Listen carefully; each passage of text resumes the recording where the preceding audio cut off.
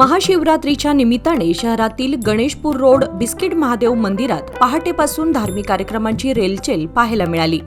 दुग्ध अभिषेक, उसाच्या रसाचा अभिषेक, नारळाच्या पाण्याचा अभिषेक, रुद्राभिषेक, महापूजा, कीर्तन, भजन, प्रवचन तसेच रात्र जागर, महाप्रसाद अशा विविध धार्मिक कार्यक्रमांचे आयोजन करण्यात आले होते। भाविकांसाठी दर्शन व्यवस्था, पिण्याचे पाणी, प्रसाद वाटप आणि सुव्यवस्थित नियोजन करण्यात आले होते। संपूर्ण शहर व तालुक्यात हर हर महादेवच्या जयघोषात भक्तिभावाचे वातावरण निर्माण झाले होते। बेळगाव शहरातील प्रसिद्ध व शहराच्या पश्चिम भागात वसलेले बिस्किट महादेव मंदिरात पहाटेपासूनच अभिषेक, महापूजा, भजन आणि धार्मिक वाचनाचे आयोजन करण्यात आले होते। या शिवमंदिरात दिवसभर भाविकांची मोठी गर्दी पाहायला मिळाली।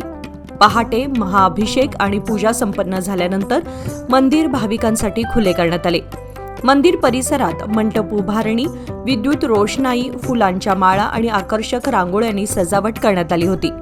ध्वनिक्षेपकावर शिवकथा, प्रवचन आणि कीर्तन सुरू असल्याने वातावरण अधिक भक्तिमय झाले होते।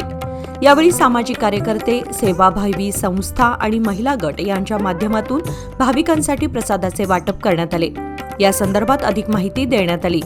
दर्शनासोबत प्रसाद घेण्यासाठीही भाविकांच्या मोठ्या रांगा लागल्या होत्या। शिवपिंडीवर वाहण्यासाठी बेलपत्र, हार, फुले, पान आदी पूजा साहित्यांची दुकाने मंदिर परिसरात उभारण्यात आली होती। त्र्यंबकं यजामहे सुगंधिं पुष्टिवर्धनम् उर्वारुकमिव बंधनात् मृत्योर्मोक्षेवा प्रदात्। सर्व देवभक्तांना आमचं शंभूजत्ती मंदिर बिस्किट महादेवतर्फे तुम्हाला सर्व लोकांना देवाचा अनुग्रह मिळू दे म्हणून आशीर्वाद देतो। विशेष रूपाने हे स्थळ म्हणजे बिस्किट महादेव शंभूजत्ती मंदिर हे कॅम्प परिसरामध्ये पुरातन होऊन आराधन करून आलेले एक स्थळ। तसंच सर्व शिवभक्तांना आज महाशिवरात्री पर्वकालामध्ये सर्व लोकांना अनुग्रह मिळाला पाहिजे। तसंच हे स्थळामध्ये असलेला शिवमूर्तीचं एक उद्देश मात्रने देवाचं अनुग्रह आणि देवाचा आशीर्वाद देण्यासाठी एक दोन उत्तर देण्यासाठी थांबलेलो आहे। आम्ही आमचे वडील पुरोहित रवींद्र भट, तसंच मी त्यांचा चिरंजीव गुरुप्रसाद रवींद्र भट, तसंच आमचा समस्त भट्ट परिवार हे स्थळामध्ये वंशपारंपरिक होऊन देवाची अर्चना आणि देवाची पूजा ही सेवाची मान घेतलेला आहे। हा स्थळ 1816 पासून इतिहासमध्ये म्हणजे त्र्यंबकेश्वर देवस्थानाचा आर्किओलॉजी डिपार्टमेंटमध्ये याचा एक इतिहास, हा ते देवस्थानाचा उद्भव आणि देवस्थानाचं प्रतिष्ठापन केव्हापासून आम्हाला एक रेकॉर्ड भेटलेला आहे। ते रूपाने हा स्थळ परम जागृत होऊन असलेलं स्थळ। विशेष रूपाने शंभूजत्ती मंदिर म्हणजे शंभू म्हणजे छत्रपती शिवाजी महाराज येऊन इकडं वास्तव करून हे देवाला सेवा करून गेलेले आहे। ते मात्रने या इकडं बिस्किट महादेव, हे बिस्किट महादेव म्हणजे तुम्ही एक विशेष रूपाने ऐकू शकता की असं कुठेही ईश्वराला बिस्किट महादेव म्हटलेलं हे एकच स्थळ। कशाला बिस्किट मध्ये नाव आलं म्हणजे देवाची मूळ पिंडी एक, त्याला 3 कारण आहेत।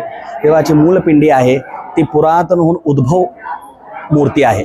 उद्भव पिंडीला ते बिस्किट रूपाने एक आकार आहे एक।